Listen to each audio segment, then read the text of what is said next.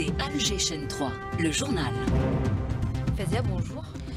Bonjour Hadja, madame, monsieur, bonjour. Alger et Kigali saluent un partenariat tous azimuts, des accords signés pour une coopération à long terme. En visite en Algérie, le président rwandais met en avant la convergence de vues des deux pays sur nombre de questions régionales.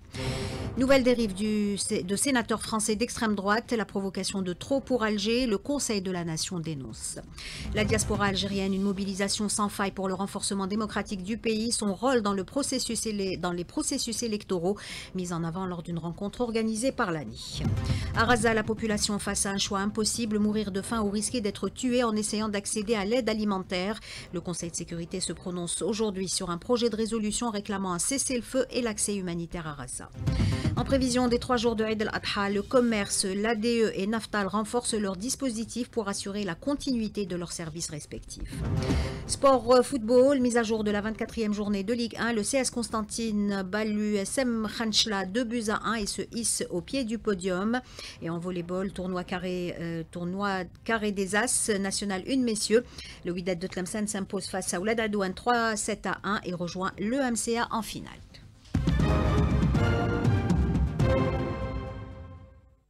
Alger, Kigali renforcent leur coopération. Le président rwandais est en visite officielle en Algérie à l'invitation du président Tebboune. Et au programme, signature de plusieurs accords entre les deux pays, entretiens bilatéraux entre les deux chefs d'État. Dans une déclaration conjointe, Abdelmadjid Tebboune et Paul Kagame ont réaffirmé leur attachement au règlement pacifique des conflits et leur opposition à toute ingérence étrangère en Afrique.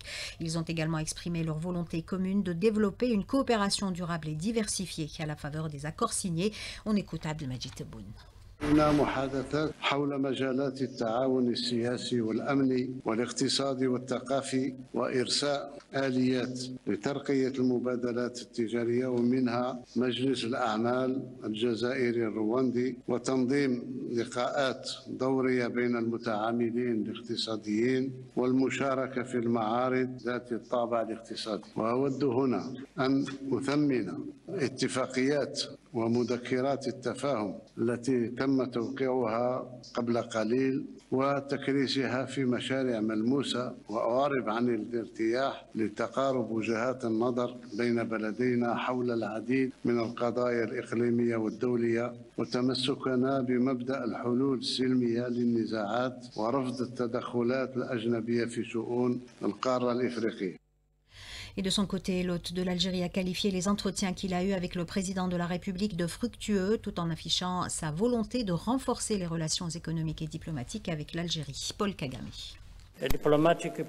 Nous allons créer des opportunités pour renforcer les liens économiques, voire plus d'engagement de la part de notre communauté d'hommes d'affaires dans l'éducation, le soutien de l'Algérie pour les étudiants du Rwanda dans des domaines très pointus tels que l'intelligence artificielle a été vraiment un succès et nous apprécions également la coopération étroite entre nos deux pays dans les forums internationaux où on se soutient sur des questions régionales et internationales. Les accords qui ont été signés dans différents secteurs, la défense, l'éducation, l'enseignement supérieur, les télécommunications, vont ouvrir des portes à l'avenir pour la coopération. Monsieur le Président, permettez-moi de réaffirmer la détermination de mon pays de construire sur cette lancée et faire bénéficier nos deux peuples. Plusieurs points ont été abordés lors de cette conférence de presse conjointe, convergence de vues entre les deux pays sur nombre de dossiers régionaux, soutien aux droits du peuple sahraoui à l'autodétermination et nécessité d'un cessez-le-feu à Raza. Abdelmadjid Tebboune n'a pas manqué également de mettre en avant la stabilité économique et politique du Rwanda qu'il a qualifié de modèle dans la région. Sophia Boukelsha. Sur le plan économique, le président de la République réaffirme l'engagement commun en faveur de l'intégration africaine à travers la ZLECAf. Il salue également les performances économiques et le rôle exemplaire du Rwanda en matière de développement.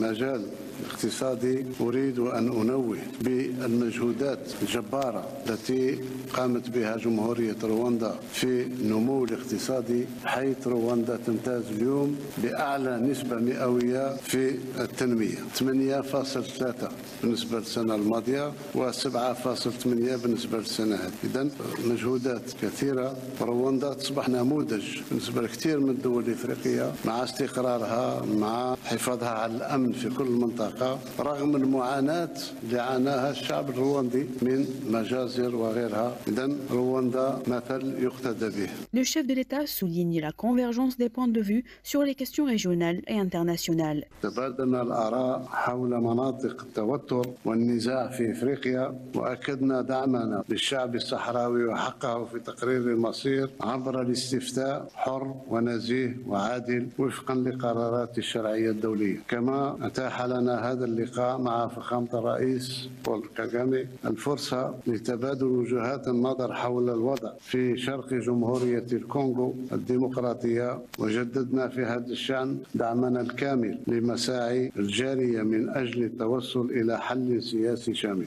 كما تطرقنا إلى تداعيات الأزمة في السودان وضرورة تنشيط دور الاتحاد الإفريقي لإيجاد الحل المنشود. عبرنا في هذه المناسبة عن انشغالنا العميق بالأوضاع في غزة وضرورة الوقف الفوري للعدوان على الشعب الفلسطيني وضمان إيصال المساعدات الإنسانية في أقرب الأجال ودعم حقه في إقامة دولته المستقلة على حدود 1967 وعاصمتها القدس الشريف. Une rencontre riche en échanges témoignant de la volonté commune de l'Algérie et du Rwanda de renforcer leur coopération tout en affirmant leur attachement à la paix, au développement et à la souveraineté des peuples africains.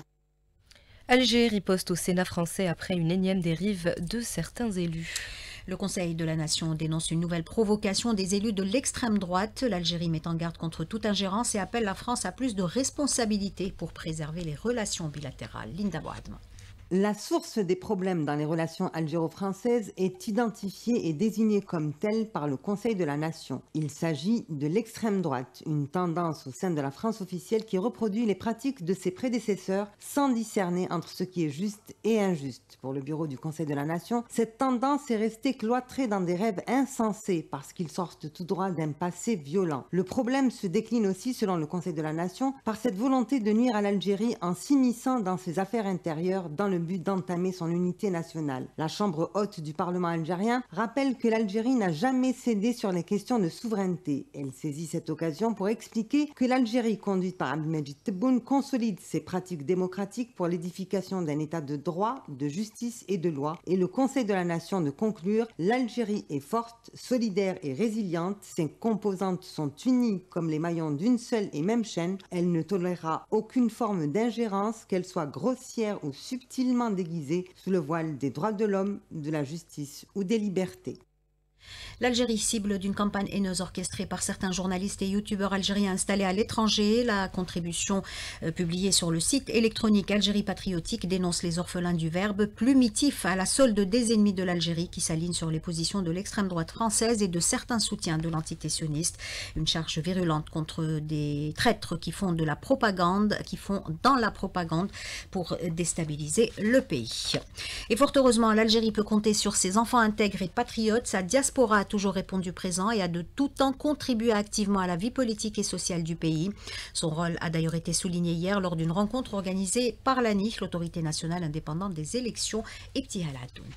L'organisation électorale des Algériens à l'étranger s'appuie sur un dispositif structuré avec des relais déployés dans plusieurs grandes zones du monde. Mais au-delà de l'aspect logistique, c'est la vitalité de cette communauté qui se distingue, marquée par une participation significative et un attachement profond à la mère patrie. Karim Khelfen, président de l'ANI, par intérim. On a plus de 800 000 électeurs à l'étranger, répartis à travers 8 zones. Béris, Marseille, Lille, Lyon, Berlin pour le reste de l'Europe, Tunis pour l'Afrique et Doha pour l'Asie, Washington pour les deux Amériques. وعندنا 35 فرد في الخارج من بينهم 8 منسقين والباقي مندوبين. Partout dans le monde, les Algériens de la diaspora restent profondément attachés à leur pays. Leur engagement constant et leur réactivité face aux besoins de la nation témoignent d'un lien indéfectible. Mohamed Himer, coordinateur de l'autorité indépendante des élections à Paris. La communauté est mobilisée à chaque fois quand le pays a besoin. L'Algérien ne connaît pas son algérianité. Ça englobe le patriotisme, le nationalisme. À travers leur mobilisation et leur attachement, les électeurs de l'étranger constituent une véritable force vive au service de la nation.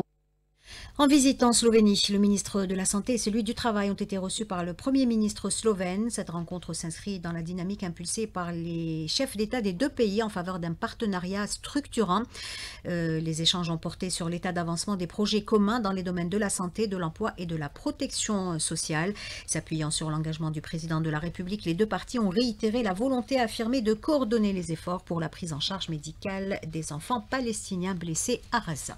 À Gaza, l'entité sioniste cible délibérément les civils près des centres d'aide humanitaire. Oui, l'occupant foule au pied le droit international, les conventions des droits de l'homme et les résolutions onusiennes. Le haut-commissaire des Nations Unies aux droits de l'homme condamne et qualifie ces assauts d'inadmissibles. Pour Voltaire Turk, les Palestiniens sont face à un choix impossible. Mourir de faim au risque d'être tué en essayant d'accéder au... Non, mourir de faim ou risquer d'être tué en essayant d'accéder aux maigres denrées alimentaires mises à disposition par le mécanisme d'aide humanitaire. Le fait d'empêcher délibérément l'accès des civils à la nourriture et à d'autres fournitures de secours indispensables à leur survie est un crime de guerre. Le Conseil de sécurité de l'ONU doit se prononcer ce mercredi sur un projet de résolution réclamant un cessez-le-feu et l'accès humanitaire à Gaza. Conflit au Sahara occidental, Londres affiche clairement sa position. Le gouvernement britannique réaffirme son respect du droit des Sahraouis à l'autodétermination. Dans un communiqué publié sur son site officiel, il affirme soutenir une solution mutuellement acceptable dans le cadre du processus onusien. Autre conflit dans la région, celui du Soudan. 3 ans de guerre ont fait des milliers de morts et plus de 4 millions de réfugiés. L'ONU alerte sur une crise humanitaire sans précédent. Le professeur Jonathan Batengue, spécialiste des questions africaines, revient sur les enjeux de ce conflit et ses dessous géopolitiques. Il répond à Alias Terrini.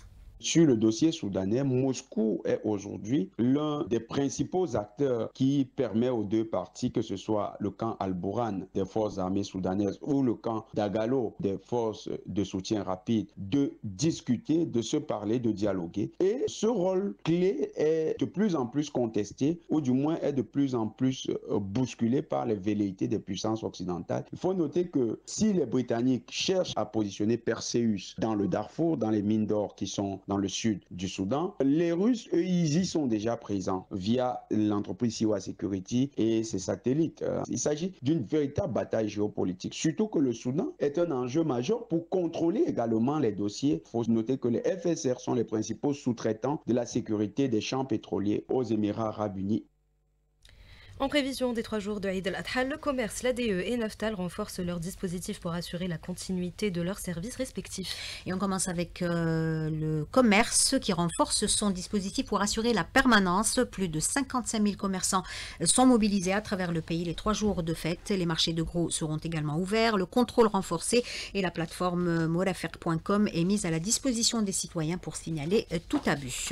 Dispositif spécial Eid mis en place également par l'Algérienne des eaux. 7 millions de mètres cubes d'eau distribués dans plus de 8 000 réservoirs. Mobilisation H24 des équipes d'urgence et camions-citernes en renfort. Salaheddine Charit, directeur central de la clientèle et de la communication à l'ADE, en parle à Mayelkens. Les wilayas qui sont alimentés à partir des barrages, nous avons un taux actuel national de 41,9%. Ce taux peut nous permettre d'augmenter une quantité nécessaire pour faire face pendant cette journée de l'Aïd. On a créé une cellule ADE, Sonelgaz, qui vont étudier tous les points noirs au niveau de l'électricité, qui vont prendre en charge en cas de problème pour agir rapidement. Deuxième point, pour assurer la continuité du service public, on a mis en place des permanences sur terrain en H24 pendant les 3 jours. Naftal rassure également, la distribution de carburant et de gaz butane se poursuivra sans interruption à travers le pays pendant l'Eid. Ces stations-service et points de vente resteront ouverts 24 heures sur 24. Smaïl El-Rima, assistant directeur de branche à Naftal, contacté par Linda Hamad. Nous avons pris toutes les dispositions nécessaires à l'effet d'assurer et de garantir une large disponibilité de nos produits hydrocarbures au niveau de l'ensemble de nos stations-service sur tout le territoire national et durant toutes les journées de l'Aïd al-Adha, et cela 24 heures sur 24, notamment la bouteille de gaz butane qui est très sollicitée en pareille période pour les besoins du rituel du sacrifice du mouton. Puisqu'en temps normal et à l'instar des autres journées de l'année, nos centres de stockage et de distribution ainsi que nos moyens de transport travaillent en système de brigade continue. Toutefois, des permanences supplémentaires seront assurées pour pallier à tout aléa pouvant survenir. Sport football, pour terminer, le CS Constantine renoue avec la victoire en s'imposant face à l'USM Khanchla 2-1 en match de mise à jour de la 24e journée de Ligue 1. Et en volleyball, tournoi carré des As national 1 messieurs, le Wydad de Tlemcen s'est qualifié pour la finale en battant Oulad Adouane et rejoint ainsi le MC Alger qui s'est qualifié aux dépens de Tejnanent. Lors de la 3e journée prévue ce mercredi, le Wydad de Tlemcen et le MC Alger s'affronteront à 16h pour la tête du groupe et le match ES Tejnanent Oulad Adouane se jouera à 18h. Dernière info de ce journal réalisé par Issa Abdelrahman. Imad était à la console technique, Hossein Ikram à la régie d'antenne et Yassine au streaming vidéo. Tout de suite, c'est Hadj El Masoudi pour la météo.